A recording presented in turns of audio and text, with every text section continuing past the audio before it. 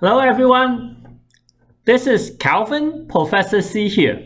So thanks for tuning in to my channel, as this channel is dedicated to help new mortgage agent making more money faster. So today, Bank of Canada just announced that the benchmark rate or the qualifying rate is lowered. So you might ask, what is qualifying rate? What is benchmark rate? And you might have heard about B20 stress test. All these are related. And I'm going to talk to you in detail about today's change and what it means about the B20. So let's go ahead and talk about what is the B20 stress test. So as you can see on the screen, we are going to have an example case. Client is buying a $1 million house, $6,000 property tax, $100 per month for the heat. He's going to borrow $600,000 mortgage, assuming the actual interest rate is 3% and 30 years amortization. Okay, so the stress test is, let's say, the stress test actually come into effect January 1st of 2018. So before that, what happened is, this is how you calculate how much income you need before the stress test, before the B20. So principal and interest, the mortgage payment for $600,000 based on 3% interest rate and 30 years amortization is $2,523.62. Property tax is $500 per month because $6,000 per year. $100 per month heat, which is kind of standard for all the lender usually. Total property expense is $3,123.62. Assuming that the client has no other debt, zero, right? So the income need is $93,000 roughly. So this is what it used to be, how the bank calculate your TDSR and all that stuff before January 1st, 2018. Now, since 2018 and a couple of years before that, we are in a super low interest rate environment.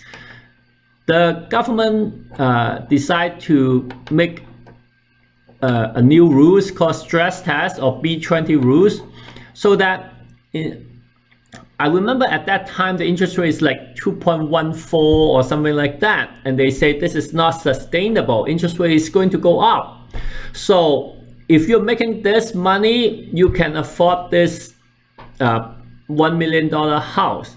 However, what they are thinking one step further is that, okay, if the interest rate go up, what happened? Can you afford it? Can you afford that? And so what happened is they changed the rules and said that, okay, bank, instead of qualifying the client like this, we give you a benchmark rate, which is 5.34. If the client qualify that, then you can approve the deal. So using the new, like the B20 rules, the benchmark rate, you need $117,000 to qualify that. Clearly, that's a lot more than $93,000. So they say, okay, if you only make 93, sorry, you do not qualify under the new rules, right? The B20, you need 117,000. So as you can see, that eliminate a tons of people from buying that $1 million home. Okay. Now, as the government introducing more and more policy to control the red hot market back in 2016 and 17, the mortgage rules are more and more difficult to qualify. So now that the market crashed already, the government is starting to giving you some benefit or some leeway to get easier qualification. And so today they just announced that they changed the qualifying rate. Instead of 5.34, they changed it to 5.19.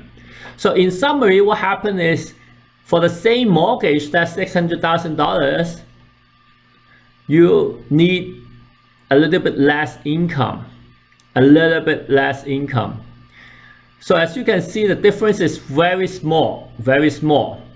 So would it help change the market? Would it help move the real estate market? I don't think so. I also did the math the other way around, and if you're making $100,000 income, you actually can borrow $7,500 more, only, like less than $10,000. So it's not going to move the market, I think, but I like the direction that the government of Canada is doing. It's moving toward. Today we have this good news.